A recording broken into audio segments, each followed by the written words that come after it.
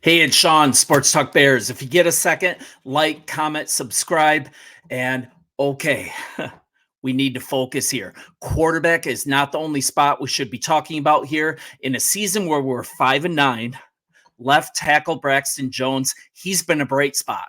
Here's the thing, too. We need this. We need for him to be a solution at this position. It's more important than any casual fan would ever understand. We need to find out if he can be our franchise. I said franchise left tackle, bear with me. And I don't think it's fantasy for it to be true. So look at Tevin Jenkins. He has turned out to be a gem if he can stay healthy, but that's another conversation. And Jones joins him on a line alongside free agent guard Nate Davis. We got him from Tennessee in the offseason, I believe.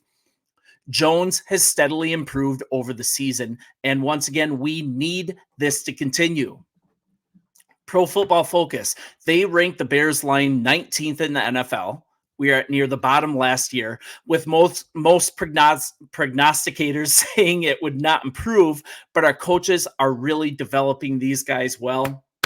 Well done, guys. Braxton Jones, he was drafted with pick 168 of round 5 in the 2022 draft class. He scored an 8.42 RAS score. Let me show you this chart. That is relative athletic score. Out of a possible 10, he scored an 8.42. This ranked 191st out of 1,218 offensive tackles from 1987 to 2022. That's a fantastic ranking. That's from a 5th round draft pick, people. In Pohl's first draft with the Bears, he emphasized RAS as a metric for analyzing prospects. And by using this tool, he was able to find and land a player like Braxton Jones in the 5th round. If you remember, Jones was a raw prospect, but his pure athleticism gave the team a baseline to work from. After an offseason NFL coaching, well done, guys, Jones was thrust into the starting left tackle role from day one, and he earned PFF's all-rookie team honors. That's great. This is a Pohl's player, and Pohl's really knows linemen.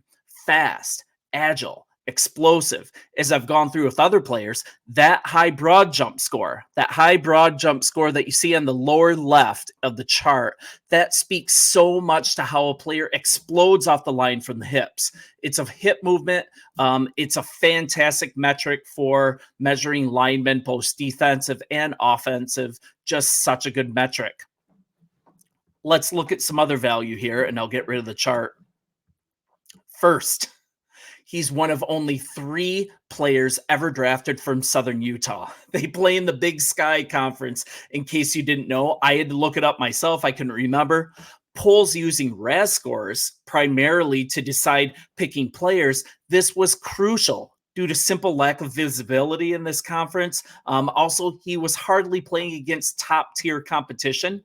Measuring a player in this way it's just brilliant. It's so good. And so many teams are using this now. He's offered the Bears a nice value since signing a 4-year, $3.96 million rookie deal as well. He carries a salary cap hit of $813,000 this season. That's according to SpotTrack.com, and it's due to increase this year to about 1.06 next season. Pro Football Focus, they currently grade Jones 34th among 84 qualifying rookies, or tackles, 34th out of 84. His season pass blocking rate of 81.7, that ranked 6th among tackles through week 12. What kind of company does that put him in? That puts him behind only Dallas's Tyron Smith, Minnesota's Christian Darrisaw, another guy like Las Vegas's Colton Miller. What am I saying here? That's great company. Why must he pan out? What's the reason for this? And I'll go further. With 2 first-round picks in the upcoming draft, that's what we have. It'll be possible for us to add a name-brand tackle for the 2nd season in a row, but do we want to? Better yet, should we? Pohl's did. He traded down twice in the 23 draft before selecting 335-pound tackle Darnell Wright from Tennessee, and that has been fantastic. He started all the games as a rookie. He's played opposite from Jones, and it looks like he is the truth. One thing, though, Wright represents a significant financial burden. He carries a 23 cap figure of about 3.8 million after signing a 4-year, 20.9 million deal as a first rounder. That includes 12.25 million guaranteed. Enjoy your money. That is fantastic. We have worked so hard as well. We've worked so hard to get into the cap position we're in. Do we really want to invest big money on the O-line right now? We have some major holes to fill, right? We need to pick our spots.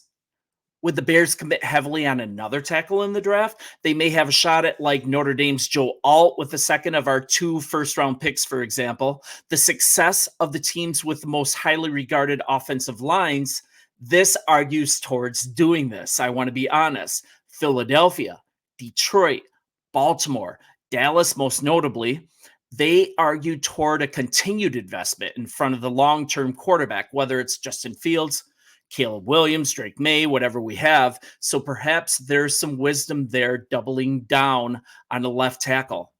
But Poles, he could shift his focus. He could shift toward finding a replacement for like fading veteran Cody Whitehair. That'd be nice. He could find somebody to join Jenkins on the interior of our O-line. That might be a better allocation of resources. Guys, we really need a center as well. Patrick is not it. Do you think he's it? He's definitely not. He might be able to trade down with one of the two first round picks we have to add the most highly regarded center. Currently, I would say it's Oregon's Jackson Powers Johnson, or maybe guard Connecticut's Christian Hayes. I believe that's who it is. We've got lots of choices. There will be better interior linemen available as well in free agency. We could grab a center like Connor Williams out of Miami. We could grab Aaron Brewer out of Tennessee. There's a lot of guys. There's a lot of guys that are unsigned, and they're highly regarded. Williams has PFF's highest grades among centers, and he'll be in like his 27th season here. So what I'm saying is we've got a long way to go. There's some meat on the bone in free agency as far as the center position. What we desperately need to do, though, let's focus. And another reason why I'm glad this playoff scenario is gone, why I'm glad this playoff scenario is no longer a distraction, we've got to figure out where players like Jones fit in before we pursue talent. How Jones finishes this season is important. If he plays at a high level like he's been doing, we may believe that we have a franchise left tackle. I think it's possible. And finding one in the 5th round, that is such a huge bonus for a franchise in rebuild mode like we are. It allows us to use assets to address other positions of need. And that's where the 2024 NFL draft comes into play. And I want to do it effectively. If Jones proves to be the franchise guy, which I think he can be, it's a huge win for Poles.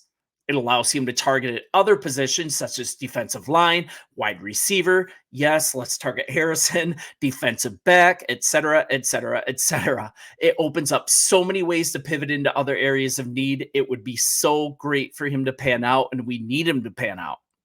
So I have a question to leave you with. I should have started with this. Can we build a contender with a draft surprise from Southern Utah filling one of the most important positions on the field at left tackle? I think we can. Let me know if you think he can fill that spot. Let's chop it up. Love your comments. You guys are super funny, super supportive too. I appreciate it. And bear down. See ya.